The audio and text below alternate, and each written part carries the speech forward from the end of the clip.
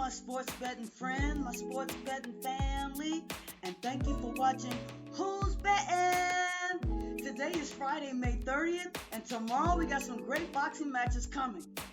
And tomorrow's going to be Saturday, May 31st, all right? We're going to keep this short today, all right?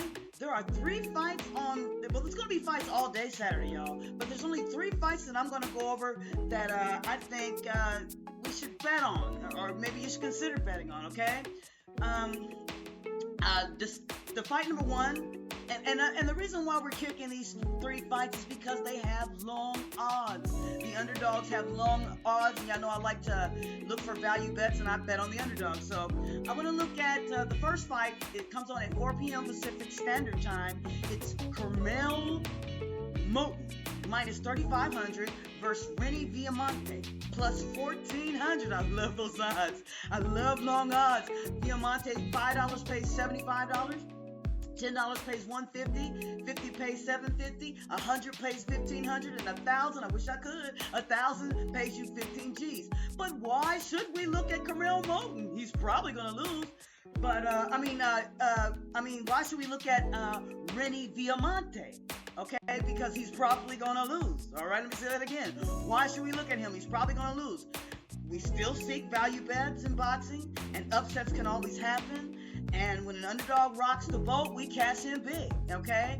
But the reason why we should look at him and why I put a little change first bet on him is because he has experience against undefeated opponents.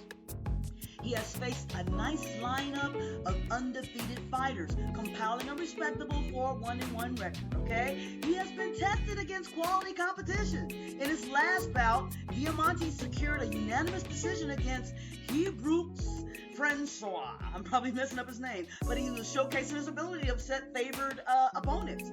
So at plus 1,400, he can be a big value if he pulls off an upset. $20 pays $300 on him, and that's what I bet. Just so y'all know, I don't always open up my sports book to you, but today I am. Number 2, the next fight we're going to cover. Let's keep it quick.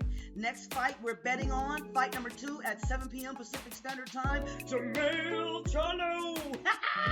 He's at minus 1,400 versus LaManna. He's plus 750.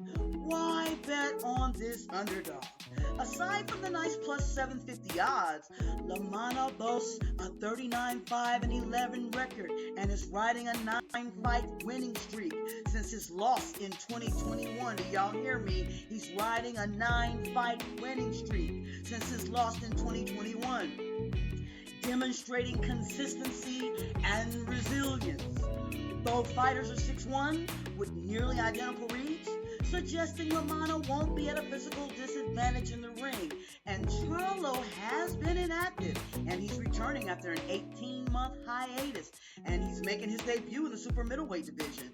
These are factors that can impact his performance. I think he's going to win, but I bet the underdog so I can profit if he loses. Plus 750 on Thomas LaManna means $20 pays $750, $50 pays $425, $100 pays $850, and $1,000 pays $8,500. Third fight we might find underdog value on is Caleb Plant minus 2,500 versus Armando Resendiz. He's plus 1,100. Look at those odds. I love it. The fight airs 8 p.m. Pacific Standard Time. Love the long odds on Resendiz. But why consider him? Why should we even consider Resendiz? Well, we know Caleb Plant is probably going to win, but we're sniffing a bad dog. Alright? Resendiz has a high knockout rate, y'all. He's 73%. His knockout rate is 73%. He has significant power and could pose a threat to Plant. Okay? He is only 26 years old, so he's 6 years younger than Plant. So he could potentially have a speed and stamina advantage, too. Oh, hold on a minute.